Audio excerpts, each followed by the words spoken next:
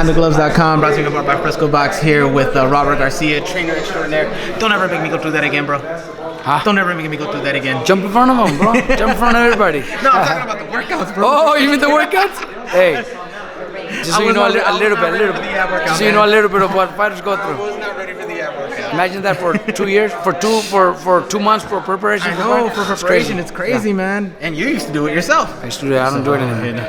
All right, but let's talk about what we're here for, man. We're here for Abner Mares, his workout versus Leo Santa Cruz. Obviously, that fight's coming up huge here in Los Angeles, here in Southern California. The addition of Trout versus Charlo as well is big. So just thoughts on the event and Abner's preparation so far for the fight. Look, it is a huge fight here in LA for the box. Just the boxing world itself is going to be a huge fight, a rematch. I think the way things are going and the way we've been doing training camp, Abner Mares is listening and doing everything he's told. Man, I have no doubt that we're gonna come out with a win. You know, I don't make predictions, but this could turn out to be a comfortable win for Abner. Now, I remember the first fight happening at the Staples Center, and I remember sitting about 4 seats away from you, and you and I talking in between rounds during that fight, and just seeing what's going on. You looking out now you're still looking out, but you're in there. You're in there with Right. Abner. What is going to be different this time around? Look, I think the first fight was just a hell of a fight of the year candidate. You know, those type of fights, and that's what Abner and Leo want to do again for the fans, for LA people, but. Abner fought the wrong fighter. Abner was looking for one punch, strong, hard, powerful punch. And even though he was a little successful, he won some rounds, it was a close fight, I think he's much better than that. His skills right now compared to his skills 2-3 years ago when that fight happened, is totally different. You know, I've been working with Abner going on 3 years together, and what he's been doing in the gym, what he's done in his last 2 fights, is, you know, could give you an idea of what you guys are going to see in his next fight against Leo. So, you know, it's not going to be easy. It won't be easy because one punch could change the fight around. Leo is always in great shape. Leo is always ready for 15 rounds if he has to fight 15 rounds. So the fight's not going to be easy, but I'm very confident in what Abner's been doing in the gym that we could turn out to be a comfortable win for Abner. Now, keeping it here at the Robert Garcia Boxing Academy, we've heard so much going on with Mikey. Obviously, we're hearing rumors of Mikey versus Robert Easter at the Staples Center, so that'd be somewhat of a homecoming for Mikey, July 28th. Just your thoughts. I know it's not official yet, but your thoughts on that fight if it is made official and how it would go. Look, like you said, it's not official because I know it's all over, and that's what everybody's saying, and it might be very close to being done. Mikey tells me it's still not official, so we can't really say it is, you know, but if it is, you know, it's a hell of a fight, you know, IBF champion versus WBC champion. The winner becomes the unified champ, and then, you know, in this division right now with Lomachenko possibly fighting Ray Beltran in August, then more likely Lomachenko wins that fight. So that'd be that's what, you know, we're aiming for. We can't look past our next fight, which, you know, more likely if it's Eastern, we have to prepare for Easter. We have to hire top sparring partners. So it's gonna be a training camp that's gonna be different than preparing for Lomachenko. But you know, we have to prepare for a tough fight because ain't no fight easy. You know, he's a world champion. Easter's a world champion, and I'm sure he's going to be in the best shape of his life because he's got an opportunity to fight one of the best fighters in the world.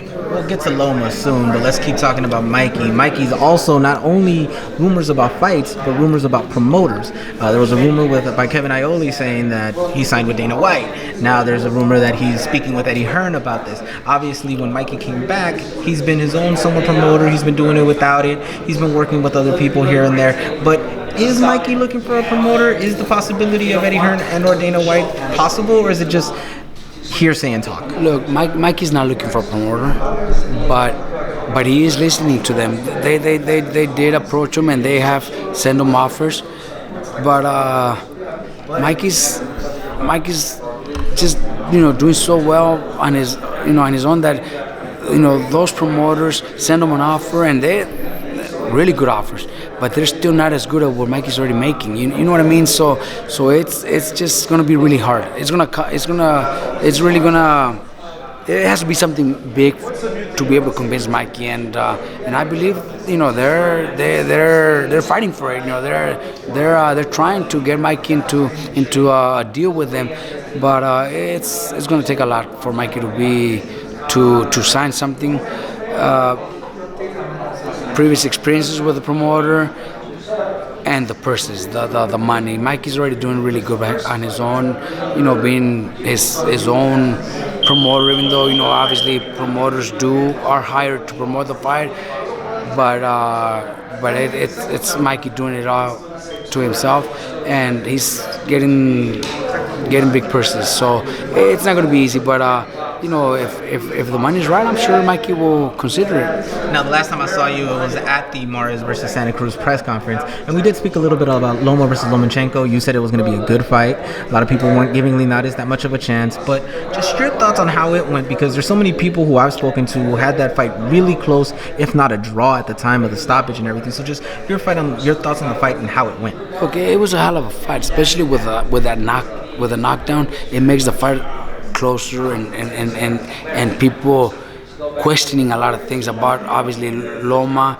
Linares could have done this, should have done that, should have put more pressure.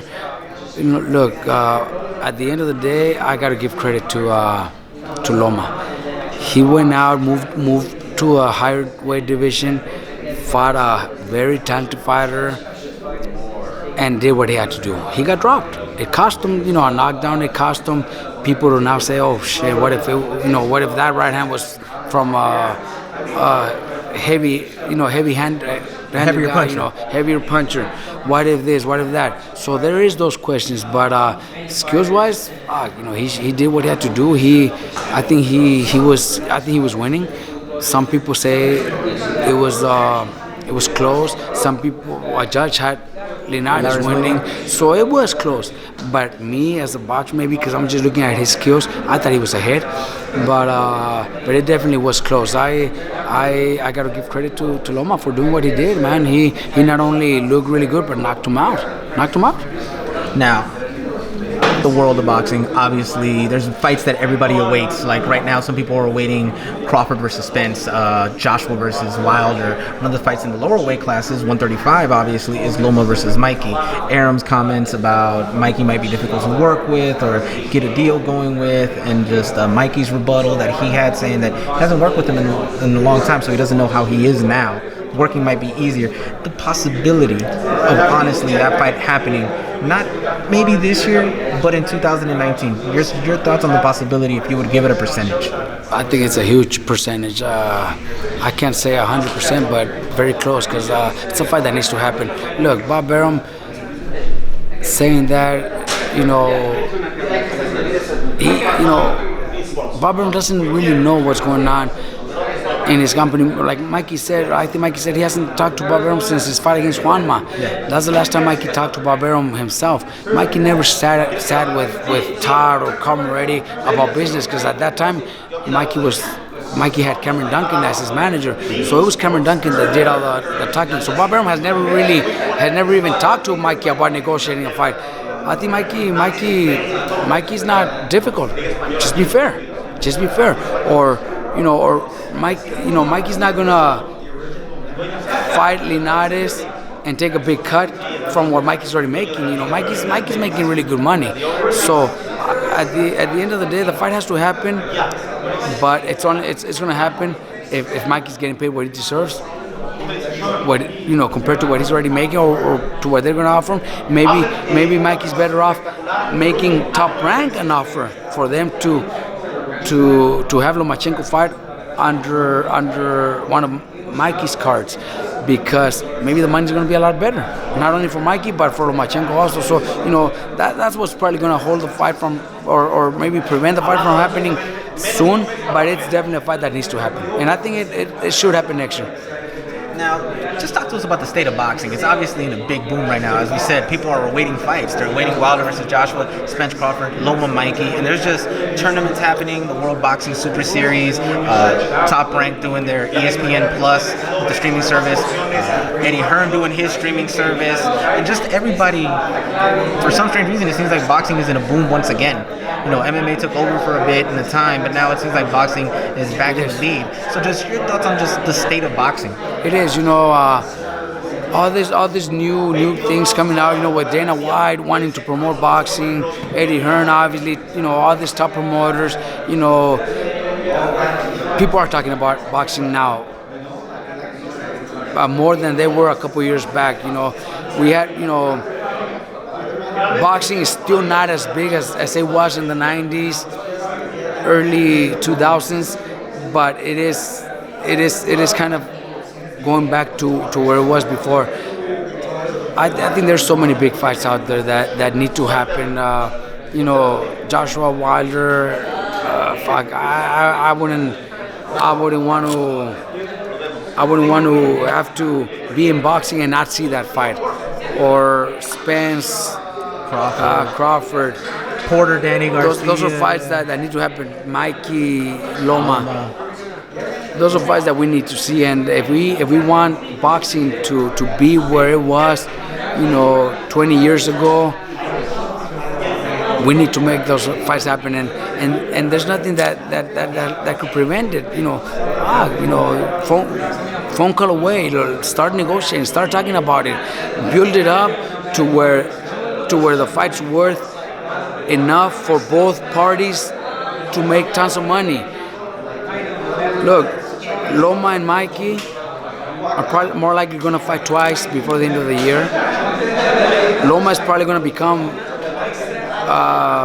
WBO champion. Hopefully Mikey fights Easter and Mikey becomes, if he beats him, Mikey becomes IBF, WBC. So then there's 2 champions, 4 titles. Let's go for it, you know, sometime next year. Let's just start making those phone calls. Let's start making those fights. Wilder, Joshua. You know, I have nothing to do with those fights, but Want to see it? Start processing that, making that fight happen, because we all want to see them. We all want to see the fight, and those are fights that need to happen. They need to happen. And finally, just your thoughts on Canelo signing to do VADA 365-day testing. Obviously, he wants to clear up his name. Whatever reputation was tarnished at the time with what happened a couple of months back. Just your thoughts on the biggest star in boxing taking that step. Good for him, man. You know, I know he was getting a lot of criticism and people really bad-mouthing him about not wanting to test until he starts training camp, or he didn't want to do the WBC testing, or if he tested positive, whatever. Now he wants to clear his name, and I respect the decision that he made. He wants to prove everybody that he's a clean fighter, and I support him 100%. All right, Robert, as always, I thank you for your time. I look forward to seeing more of you in the camp and also seeing you on June 9th. Thank you for your time. Michelle Joy Phelps. If you haven't already subscribed to our YouTube channel, make sure you do so by clicking this icon right here, or else